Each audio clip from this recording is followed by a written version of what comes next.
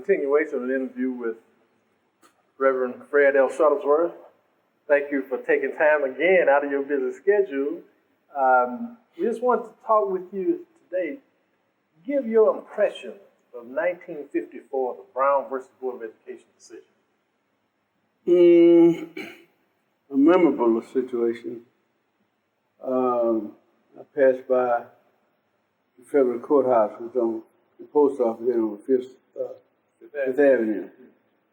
And I saw U.S. Supreme Court outlaws segregation.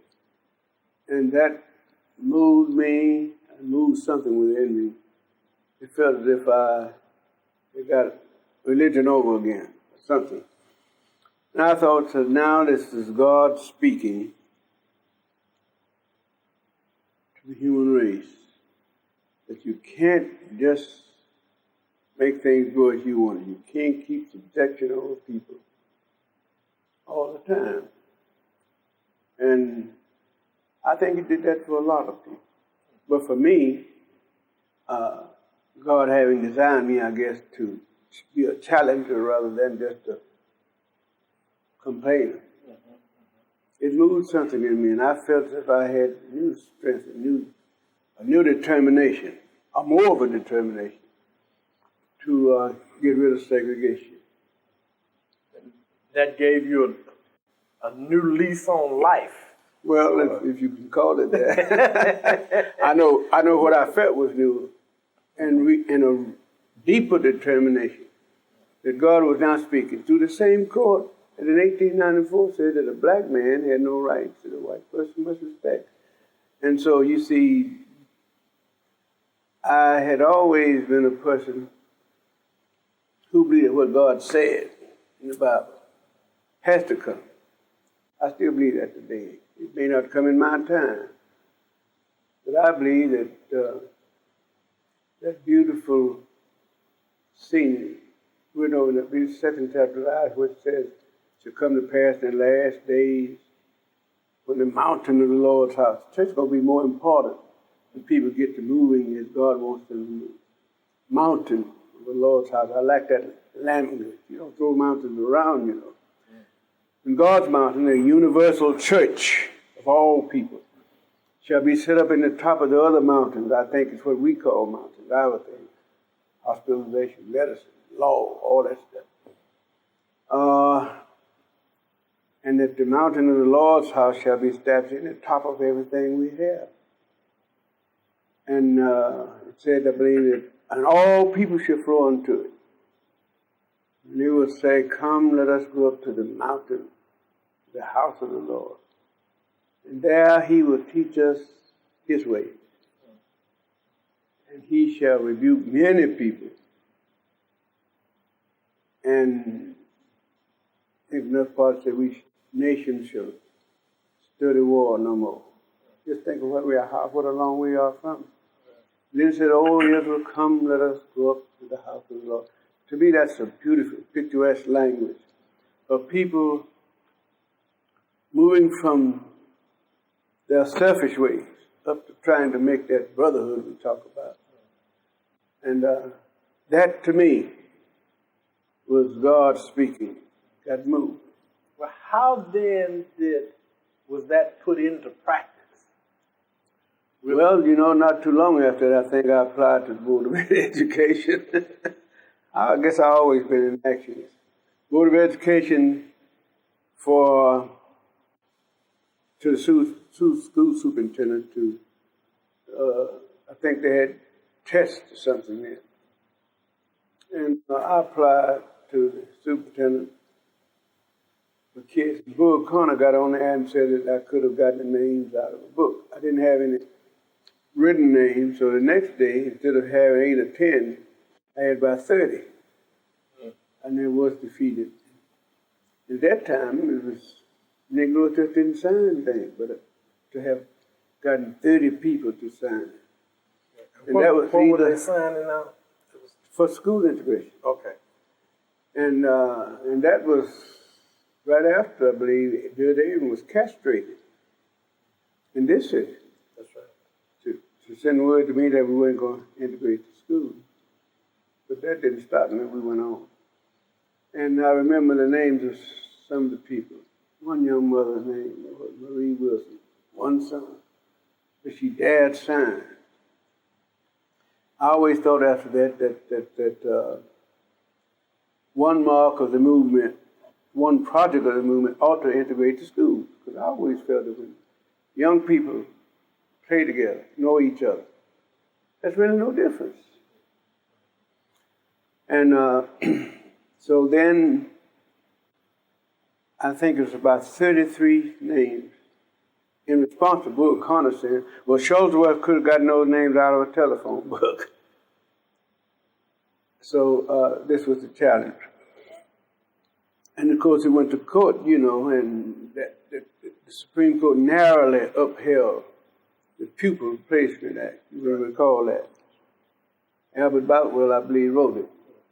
And it said that they would uphold it, but they could later condemn it on its application. So I was concerned with the application. See, I think you get down to the practicality of the law and also your religion or anything else.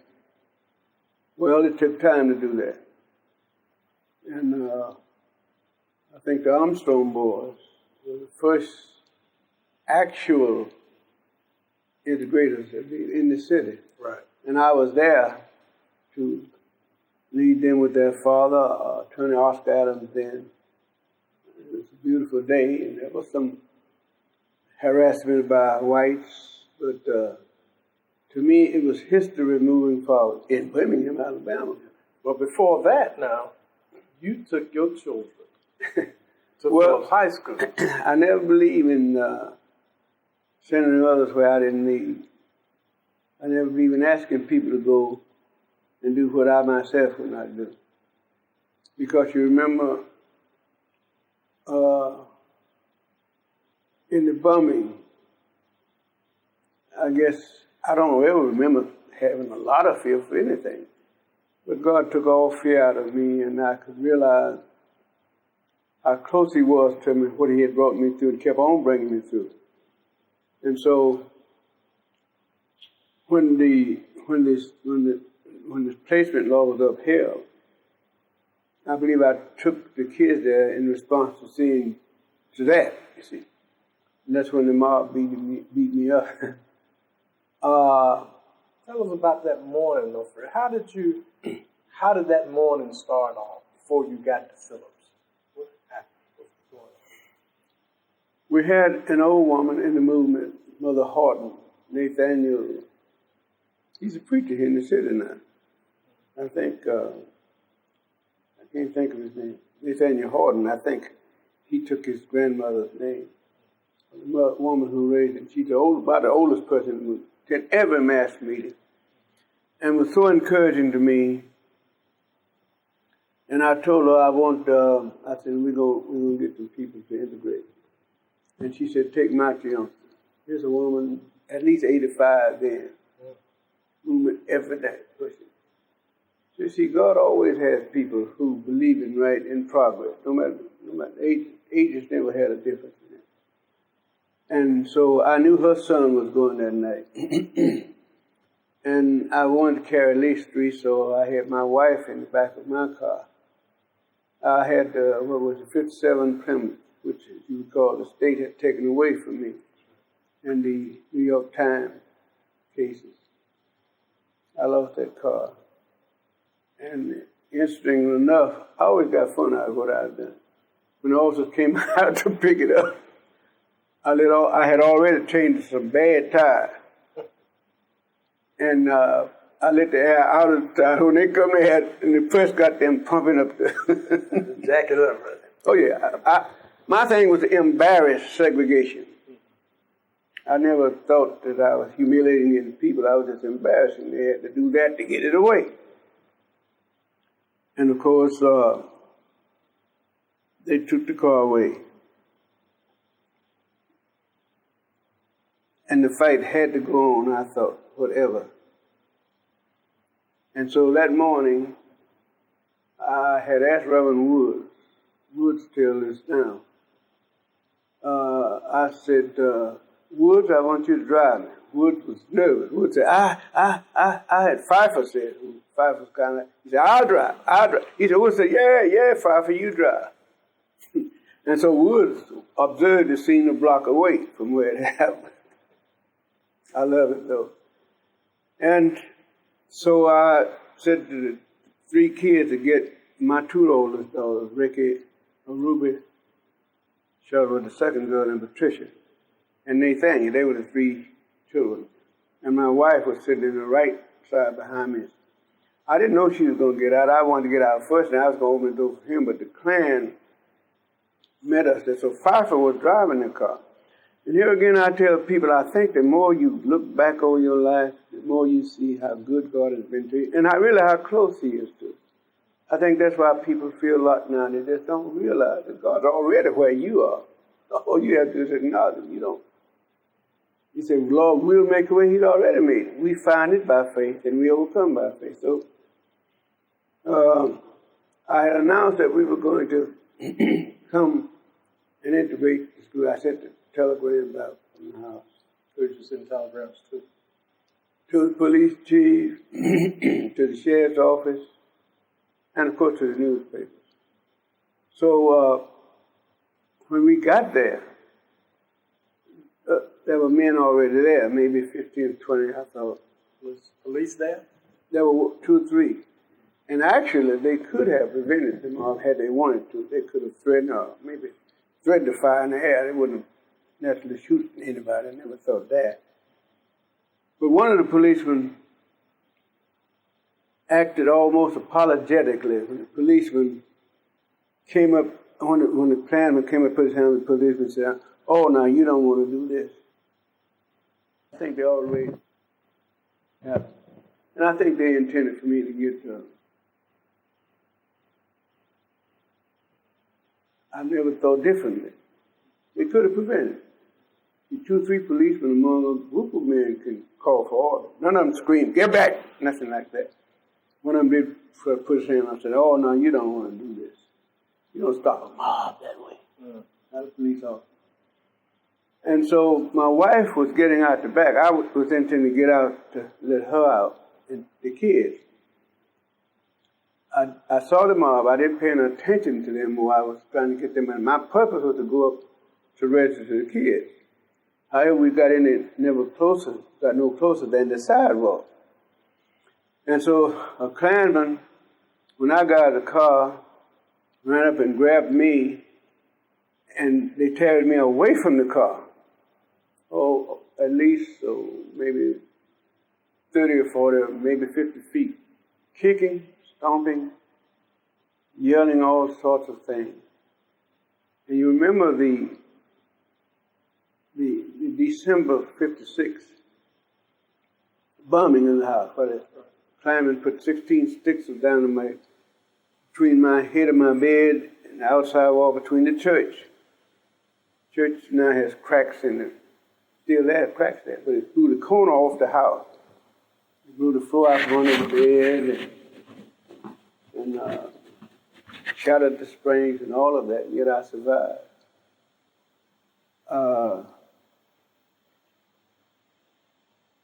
And of course, my purpose here now was to go up to integrate school in an orderly fashion, but I couldn't. One of the Klansmen that was in that bombing, and I heard it. Incidentally, this was the last Klansman that was convicted him for the bombing. Whatever his name was, that I think. Something. And I believe he had brass knuckles, I believe. And I don't remember him from it, they were just white men. Somebody asked me over CNN tonight he was convicted. Did I know him? I said, I didn't know any, I didn't have any Klan friends. But he was saying, and I don't know which one was he, just a group of white men. They said, let's kill this SOB today. I don't mean sweet little boy. Let's kill this SOB today, and it's all over with. And here's what he said to make me know he had to be in that bombing. He said, now we missed him last time. The last time was the bombing, Christmas Eve night, 56. This is September 57. And we missed him last time, But it's all over the day. And they were saying that, and they meant this. They believed That it. you were hearing all of this, Yeah. doing all of this. Oh, yeah, I was this Ruckus going on. just like you listen to me now. And they were kicking, stomping, so they carried me as far away from the car as I said, about at least 30, 40 feet. And they lifted my coat over my head so that I couldn't have struggled too much if I had wanted to. And this was a brilliant morning, between 9:45 and 10:45. And now I was conscious that they intended to kill me. And after hearing that, I knew it also. I also must say to you that I wasn't afraid because that bombing took all fear from me. And I wasn't worried about dying. I was not afraid. What about, were you afraid? You were not afraid for you, but what about, did you think about your children and your wife at that time? Was that sort of a blur? If it were, it would blur in my consciousness. I had already, what I thought, made peace with the Lord about that. I had said to him some time ago, one night on a convention train, as I was leaving Selma, coming to Birmingham. I was going to a convention in Oklahoma City, I believe. And I couldn't sleep. And at that time they had cars where you could look out halfway. You go in the back of the car and half the door there, so you look out either way. And we were on a convention train, and I know the people that telling jokes and just having a lot of fun. Riding, I call it lying, carrying on jokes. I sat there because I hadn't been sleeping back for almost a week and a half. And so while they were joking, I was serious, and I realized I was at First Baptist Selma. I always tell people God sent me to First Baptist Selma to get ready, I think, for Birmingham. And I stood in that back of that car door, back of the train car. The door was about this wide and it was halfway. So I couldn't see, but I thought I would look out and see what was going on, but it was black dark, so you couldn't see. And the train was going so fast till you put your head out trying to see, you put water out of your eyes. So I stood in the back of that car and I just resignedly said to the Lord, now Lord, I don't know why you sent me to First Baptist. I don't know why you do what you do, like you do it anyway. I said, but I realized that all of the prophets, all your prophets, all the people who did your way had to suffer, and many died. I said, now I'm not afraid, and I want you to do whatever you will with my life. But one thing I want you to do, I want you to take care of my family. And I'll be willing to suffer. I gave it. So at that moment, to answer your question, I wasn't thinking about my family. I was thinking about getting back to the car, I guess. But a mob is so constituted to, had they been really settled one way, they could have prevented me from getting back to the car. But each one was hitting and kicking, stomping. And I began to realize that on this brilliant day that every time the chain or something hit my head, I see instant gray. And I knew I had to get back to the car. Yes, I wouldn't have gotten there. And so I noticed that the guy said, he was sitting next to the car, he's going to get the last lick with a chain. And I felt as if he had, struck me, having been struck and kicked and stomped as much as I had, I probably wouldn't have been able to get to the car. And I don't know, I was trying to make up my mind, I was just running to him, I don't know. But anyway, I was going to try to go to the car. Here again, you must realize you have to figure God does things that you don't know. Suppose the door had closed. Suppose the some family had closed. Or suppose it would say, if it had been me, I'd have driven off. I'd have died right there. Or if this man had got a chance to hit me that one leg, I would have been stultified right there. But somehow or another, as I struggled, being pummeled and pulling at me, my clothes, and kicking, and the last thing I remember was one guy was standing in front of us. I was getting ready to go to the door where this man was getting ready to swing. Somebody kicked me in the side. And somehow or another, as I was falling down, I think, another one struck me from in front, uppercut or something.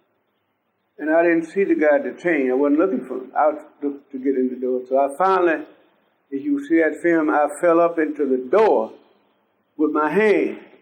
And Pfeiffer reached over and pulled me into the car. And my feet were sticking out the door. The door was still open and we pulled off to go to the hospital. But, and I should say this, that the Klanman, when my wife got out, he turned her around and Ricky's foot was in the door somehow or another. That didn't get crushed, but hurt a little bit. And one of the time it stuck my wife in the hip with a switchblade knife. She didn't even know that she was stuck until they were at the hospital taking care of me. And of course, she had one of those rubbery, thick girdles that women wore at that time. And she just felt a little sting, and it looked at her, and she had been stabbed. Meanwhile, I was taken with two nurses to clean me up. I was scarred. I found out I'm as white under my skin as anybody else. And of course, I had that's a big hole in my knee where I had fallen several times. I was struck on this arm. I had a scar there, one back here. And I was roughed up. So one of the nurses was saying to me, damn, I can't understand why the hell somebody beat him up like that. How do you really? Tell her to be quiet. Well, just kept on him. Well, why in the hell would you let somebody? I said, you wouldn't understand if I told you. So the other one picked up on that and kept on talking. This other said, well, why don't you just do what you're supposed to clean him up? He told you wouldn't understand. So I didn't say anything more. Then the doctor comes in. He was so apologetic. I felt sorry for him. He said, it's awful. I said, well, doctor, neither you are responsible for this hour. We were brought here. The system caused it. And maybe neither you or I will change it, but we do our best. I consider it my job to change it or give my life time. Not taking a life. But you like to lost it. That's right. But if I had lost it, I would gain it. This is at university now. Yeah. Yes, whatever you call it. And Thomas. He said, I said, I literally read that same doctor. He would lose his life for my sake. He said he apologized. And so he examined me quite a bit. He thought he would at least have found some kind of a concussion. I guess that's a big crack. Contusion, little. He said, I look for at least some contusion, concussion. I said, the doctor, the Lord knew I lived in a hard town, so he gave me a hard stuff. And it's an amazing thing, but I just come out of mob car, my blood pressure was normal, so was my pulse. And the thing that I guess I was excited about was all of those people who were ambulatory in the hospital from the different floors got around each other on TV. So they came downstairs, passing by, see me lying up there, you know.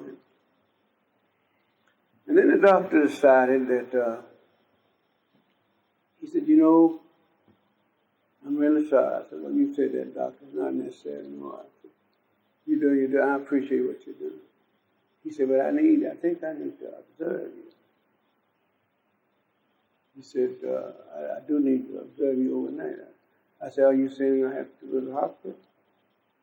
I said, well, doctor, I tell you,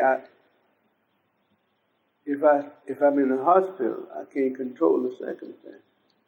I said, now if you order me into the hospital, you have to have 2 policemen in the room and 2 outside at the door. Well, okay. I said, well, then I need to go home. I said, if I go home, I will die among my friends. Over here, I can't control the circumstances of my day. He said, well, that's right. So he determined then that I would go home. My thought was not that I go home, or not that I could not have stayed in the hospital, but that I thought that that was the best time to get the principles of nonviolence established in Birmingham. And that I had a time to show what we mean by nonviolence, by suffering for Christ's sake. It's in the Bible. People don't realize it too much. If we suffer with him, we shall reign with him.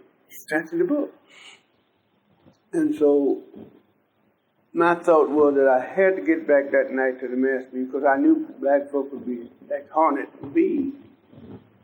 And if we had violence then, it would overshadow the brutality that people saw today in television.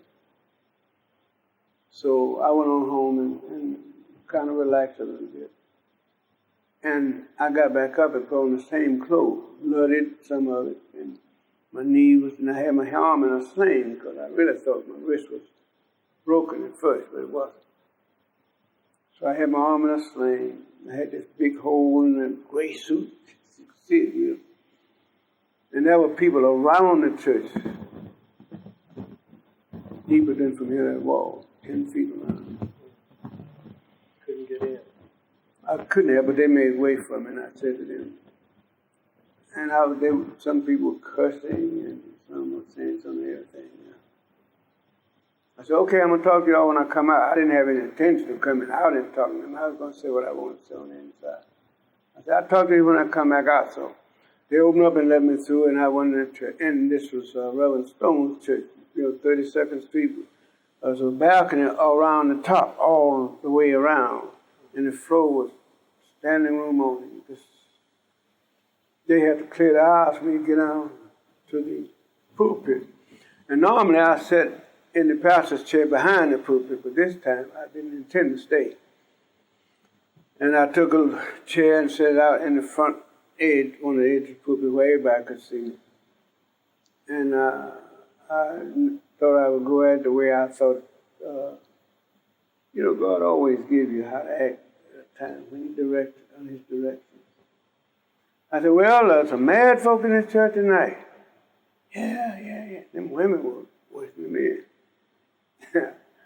I said, there's some mad folk in here. Hell yeah, in the church. I said, well, everybody's mad tonight. I said, in fact, y'all mad as hell, aren't you? Yeah. I said, okay, all the mad folks down, let me see. And everybody stood up, but me. I think even a couple of preachers behind me stood up. And so I said, well, all right. I said, now that's strange. I said, that's really strange. All y'all mad, and I'm not mad. I said, now all y'all that got beat up today, stand up. But nobody stood up. I said, well, that's strange. I was beat up, and I'm not angry. I said, but that's what we say. That's what we say. We say we're going to be nonviolent. We say we're going to love and fight. And you all are mad. I said, but I think Jesus would feel just about like I do. You got to suffer for what you believe. If you really believe it, you suffer nothing. And even if you have to give your life, you give it to Christ. Because it's going to build a life of people around you. Let those who come behind you. And so I said, so you're a man, I'm not. And that's what the movement is all about. We're going to take it in order to make it. And so I can't stay with you tonight. I'm a little, you see, I'm a little bit under the weather. So you all understand that, don't you? Yeah. I think think I should go home and kind of rest or relax a little bit. I said, but I will have one message for you. I don't want, and you tell the people outside. Tonight when we dismiss, everybody's going straight home. I said, I don't want anybody to linger around in the street and from here take the shortest way home. I said, there won't be a glass door, window, nothing burst in this house. Nobody will go through the white areas tonight. We'll go home. I said, and you tell the people on the outside that I'm telling everybody to pay attention to everybody else. Whoever throws a brick or breaks a glass, I want you to bring a name to me so I can have the rest of tomorrow. The professor going to have it. And the night, those people went home, I understand, and they quiet. Don't go home without cursing in the streets. Just be quiet. And I quote that scripture in Isaiah 30:15. In quietness and in confidence shall be your strength. In rest and return shall be your, I forget that word. It was God appealing to people that quietness with dignity becomes people. And that you can always come to God, whatever your shape or whatever. And so that night I was real pleased. I had never, and to tell you the truth about it, I never had to appeal for calmness until the great demonstration. And that was a long time, way back in 57. And it was a long time from that, you see, for the demonstration. But we had control.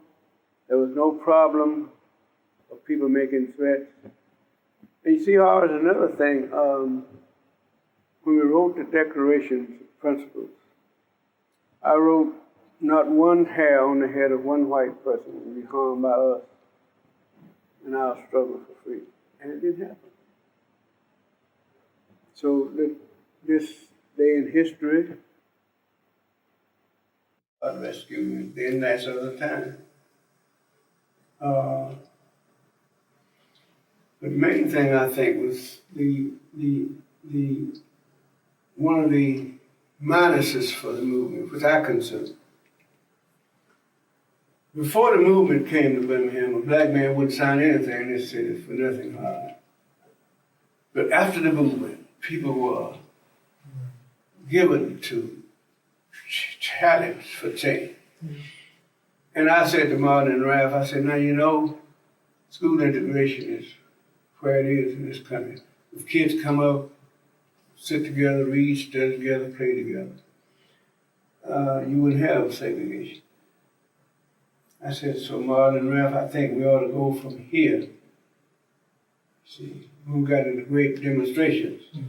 One thing I had hoped we would do was to integrate the schools, which would have really begun to chip away at the main thing. They didn't want the children to go to school without, because you can keep control, the old folks and the young folk, and for generations, as they had done.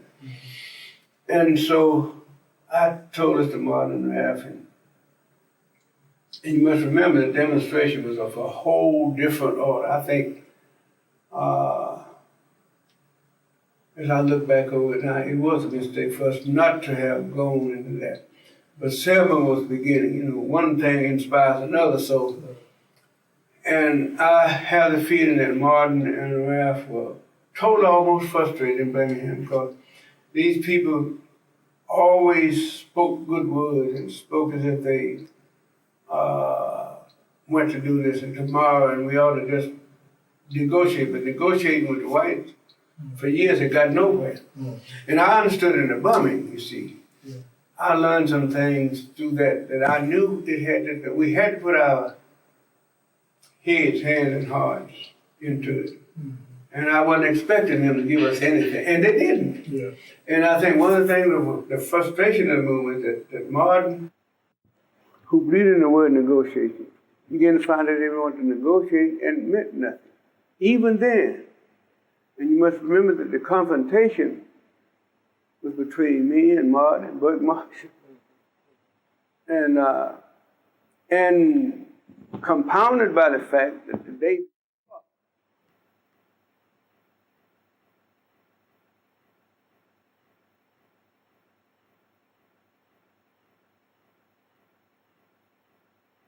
doctor gave me 2 Harpos to knock me out, but I resisted. I had enough strength to make the challenge over.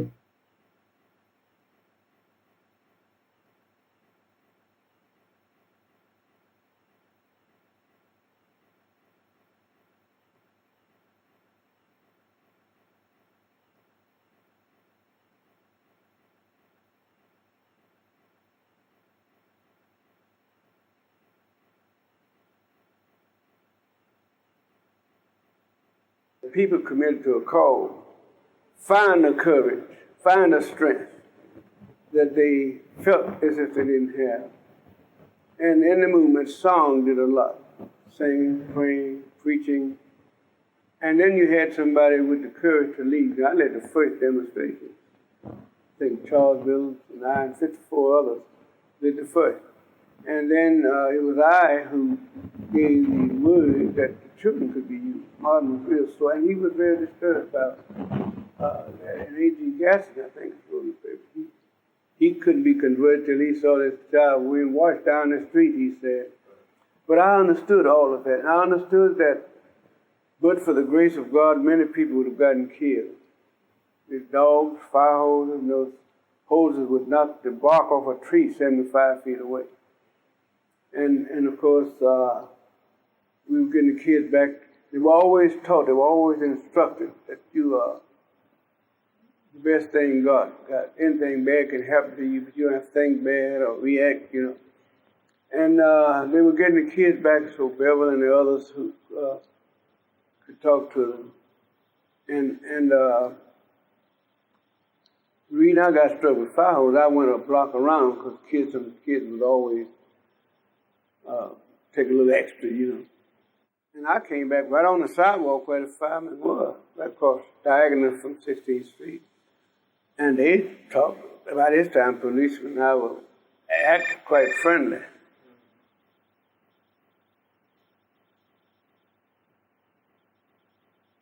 Called me a few minutes later. And so I came up to them, the church diagonal across the street, and he said, "You got them all, Fred?" I said, "Yeah, I think we got them all now."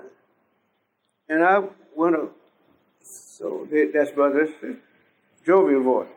And I went diagonal across the street. And I'm getting ready to go down, and God, it's done 2-3 times, I guess, extended my hearing. And one of them said to the other, in a voice lower than I'm talking now, let's put some water on the roof. I could hear this. And I'm way across the street. And when I looked up, the water had already arced and was beginning to come down. And I just threw my hand in front of my face, as my face had been messed up, and hit the wall. And the thing slammed me into the wall. And there again, I thought I was going out. And I said to the Lord, well, it's amazing the power of that water is so great. And it looked like something said, not here. That's more for you. I'm still here today, done what I can. Well, we appreciate you taking the time out. You know, you have to get your brain. Mm-hmm. And you never cease to amaze us. I just thank God that I'm always amazed at being around to carry on.